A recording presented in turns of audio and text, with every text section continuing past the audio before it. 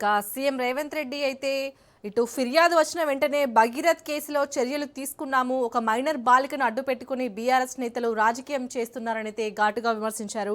అలాగే pilot Rohit Reddy drugs కేసులో దొరికితే కేటీఆర్ ఏం చేశారని కూడా క్వశ్చన్ చేశారు. ఇక తనిఖీలో బండి భగీరథ్ దొరికాడని పోలీసులు చెప్పారు. నేను పోలీసులు చెప్పిన మాటనే నమ్ముతున్నాను కూడా సీఎం రేవంత్ రెడ్డి వ్యాఖ్యలు చేశారు. మనం చూసాం.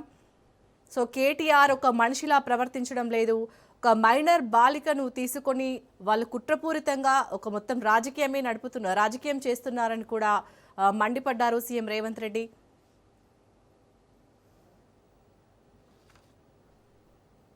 తప్పుపట్టలే కేటీఆర్ జడ్జిగా, ఆర్ఎస్ ప్రవీణ్ కుమార్ ఐఓగా ఈయన విచారణ చేసిండు, ఆయన శిక్ష విధించేసిండు.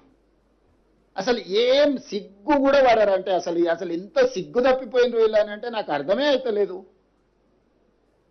ఇప్పుడు ప్రభుత్వానికి పోలీసులకు చట్టాలు ఉన్నాయి. ఫోక్సో కేసులా ఫిర్యాదు రాగానే ఎఫ్ఐఆర్ చేయాలా, 0 మీద ఎఫ్ఐఆర్ చేసినావు. ఎఫ్ఐఆర్ చేసిన తర్వాత పేరెంట్ స్టేట్మెంట్ చేసినావు. 24 అవర్స్లో అమ్మాయి స్టేట్మెంట్ రికార్డ్ చేయాలి. ఆ ప్రకారం చేసుకుంటే అమ్మాయి దగ్గర కోర్టు దగ్గరికి తీసుకెళ్లి 164 స్టేట్మెంట్ చేయాలి. ఇది సెన్సిటివ్ కేసు. ఫోక్సో కేసులో ఎవరి వివరాలు చెప్పడానికి లేదు. వాళ్ళలాగా రోడ్డు మీద వాడు మాట్లాడితే ఆ కుటుంబాల వేదన, ఆ అమ్మాయి కుటుంబానికి ఎంత ఆవేదన ఉంటుంది. వీళ్ళు అడ్డగోలుగా ఇచ్చేసి ఆ అమ్మాయి ఫోటోలు పెట్టి, ఆ అమ్మాయి తల్లిదండ్రుల ఫోటోలు పెట్టి, అసలు కేటీఆర్ అనేటోడు అసలు మనిషా? ఎవడన్నా మనిషి ఇట్లా వ్యవహరిస్తాడానికి? రాజకీయాలు కావాలంటే ఎన్నికల్లో కొట్లాడు, ఎన్నికల్లో ఓడించు. రాజకీయాలాగా చూడాలి, సమస్యలాగా చూడాలి. ఇది ఒక మైనర్ గర్ల్కి సంబంధించిన ఇష్యూ. దీంట్లో రాజకీయాలకు ఎందుకు? ప్రభుత్వం ఒక పద్ధతిలో చర్యలు తీసుకుంటున్నప్పుడు అందరినీ దీంతోనే మొత్తం ఒక మైనర్ అమ్మాయిని అడ్డం పెట్టుకొని రాజకీయంగా ఏదో సాధించినామని ఈ శాడిజం ఏంది? ఇది శాడిస్టిక్ ప్లెజర్ కాదా?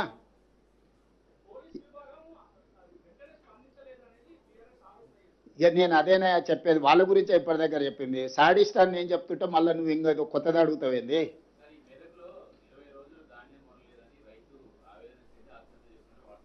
వార్తలు వచ్చినాయి, తప్పకుండా నేను కలెక్టర్కి చెప్పిన ఇమ్మీడియట్గా వెరిఫై చేయమని.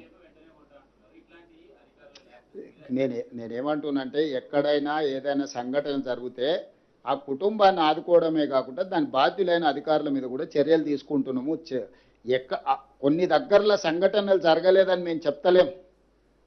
కొన్ని ప్రభుత్వం దృష్టికి రాకుండా, లేకపోతే కొంతమంది నిర్లక్ష్యంతో కొన్ని మిల్లులోలు టీఆర్ఎస్కి అనుకూలంగా ఆ మిల్లులు గత ప్రభుత్వంలో 1000 కోట్లు కొల్లగొడితే వాళ్ళ మీద పీడీ యాక్ట్ పెట్టి కేసులు కట్టి కోర్టు నుంచి తెచ్చి అరెస్ట్ చేసినాం.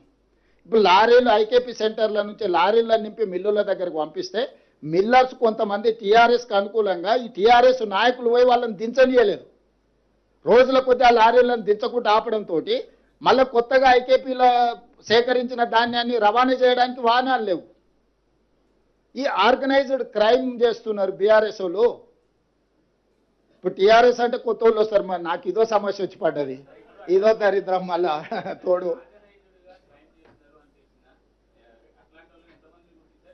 డెఫినెట్గా గుర్తించిన సమయం సందర్భం వస్తుంది. ఒకేసారి నేను చెప్పేది అదే. మీరు ఇప్పుడు బండి భగీరథ్ గురించి నిన్న అడిగినారు. కేటీఆర్ బావమార్తి ఫామ్ హౌస్లో డైరెక్ట్గా డ్రగ్స్ తీసుకొని దొరికితే ఎందుకో కేటీఆర్ మా బావమార్తిని ఒంగబెట్టి పిల్లలు వెళ్ళగొట్టండి, పోలీస్ స్టేషన్లో పోయి కోదండం ఎక్కించండి అని ఎందుకో చెప్పలేదు. మా బావమార్తి దీపావళి పండుగ చేసుకుంటుండు, చిచ్చుపుట్ల బదులు సారా బూట్లు పెట్టుకున్నాడు. మా బావమార్తి బతిపూల బదులు గంజాయి పూలు లేకపోతే కొకైన్ పెట్టుకున్నాడు. మీరు ఎట్లా అరెస్ట్ చేస్తారని బయటకు వచ్చి మాట్లాడాను కదా. ఈ సిగ్గులేనోడు మరి బావమార్తి ఫామ్ హౌస్లో డ్రగ్స్తో దొరికితేనేమో కేసు కాదు, ఇంకో ఎమ్మెల్సీ కోడి పందాలతో దొరికిండు, దాని మీద లేదు.